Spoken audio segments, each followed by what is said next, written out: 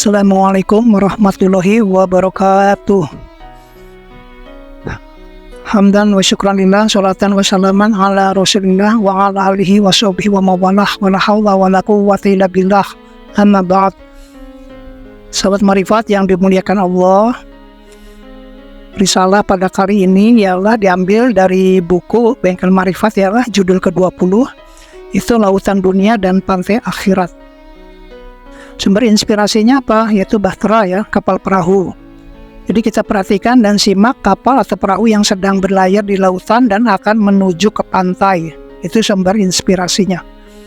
Sumber inspirasi ini sebenarnya diangkat dari kisah Luqmanul Hakim yang diriwayatkan oleh Sultanul Aulia Syekh Abdul Qadir Al-Jailani radhiyallahu anhu dalam kitabnya Futuhul Ghaib, bahwa Luqmanul Hakim berkata pada anaknya, "Wahai anakku, dunia adalah lautan. Akhirat adalah pantainya, iman adalah perahunya, dan ketaatan adalah nakhodanya." Kalau dunia diibaratkan lautan, tepat sekali, karena banyak orang yang tenggelam dalam lautan dunia. Bukannya mereka teguh dengan imannya atau tetap dalam perahunya untuk sampai ke akhirat dengan nakhoda sebagai ketaatannya, tapi mereka banyak yang terkecoh dengan dunia sehingga akhirnya tenggelam di lautan dunia karena tidak sempat bertobat. Na'udzubillah min dzalik. Kebanyakan orang sering silau dengan lautan dunia, sampai-sampai imannya pun ditinggalkan.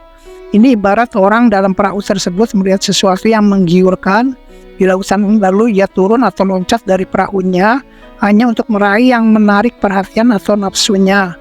Seorang yang beriman dalam perjalanan hidupnya kemudian tertarik dengan surga dunia, misalnya, berzina atau melakukan maksiat lainnya, maka pada waktu itu imannya pun lepas dari badannya sampai ia kembali bertaubat.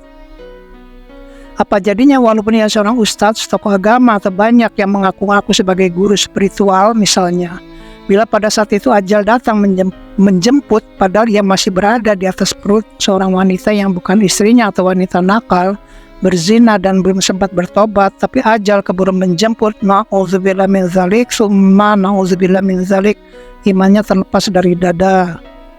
Contoh lain, misalnya seorang tokoh agama tetapi silau dengan dunia, terutama memakan dari uang atau harta yang syubhat, apalagi yang haram, termasuk juga dengan menjual agama. Belum sempat bertobat, keburu malaikat maut datang menjemput. Analoginya sama dengan orang yang sedang dalam perahu tersebut, tidak konsentrasi atau istiqomah mengarahkan perahunya ke pantai akhirat supaya tidak tersesat, tetapi malah mencebur dulu ke laut untuk mengambil harta-harta yang menyilaukannya, sehingga ditinggalkannya perahunya atau dilepaslah imannya. Jadi sebelum sampai ke pantai akhirat dengan husnul khotimah, kita belum bisa menjamin atau menilai apakah seseorang ini akan selamat atau tidak.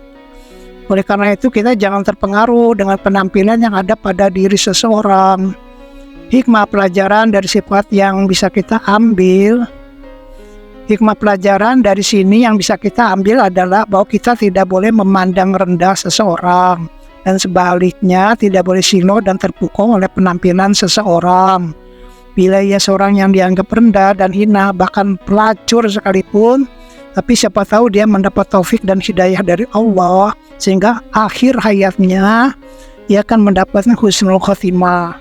Setelah bertobat dan menjadi insan yang bertakwa, sebaliknya sekalipun ia seorang tokoh terhormat di dunianya, seorang alim, tetapi belum tentu akhir hayatnya akan mendapat husnul khotimah atau akhir yang baik. Jadi kita tidak boleh sombong apalagi merasa bersih dari dosa. Jadi target tujuan kita yang harus dicapai di dunia ini adalah meninggal dengan husnul khotimah. Analogi seperti perahu di atas, harus bisa sampai ke pantai akhirat dengan selamat. Yang menentukan adalah pada garis akhir atau garis finish. Yang menentukan adalah pada garis akhir atau garis finish, yaitu husnul khotimah, akhir yang baik, atau su'ul khotimah, akhir yang buruk. Nah, pilihan ada dua itu, ya, antara akhir yang baik dan akhir yang buruk. Ibnu Mas'ud radhiyallahu anhu meriwayatkan dari Nabi Shallallahu Alaihi Wasallam sebagai berikut. Sesungguhnya beliau ditanya orang mukmin mana yang paling utama, beliau bersabda yang paling baik akhlaknya di antara mereka. Ditanyakan lagi orang mukmin mana yang paling cerdik, beliau bersabda yang paling banyak mengingat mati dan yang paling baik dalam mempersiapkan diri untuk mati. Nah, sekarang tips tugas perilaku sehari-hari atau PR ya. Mudah-mudahan kita bisa jalankan, laksanakan ya dalam kehidupan sehari-hari, insya Allah. Jadi yang harus selalu kita ingat adalah tujuan akhir hidup kita di dunia, yaitu mendapatkan akhir yang baik atau husnul khotimah.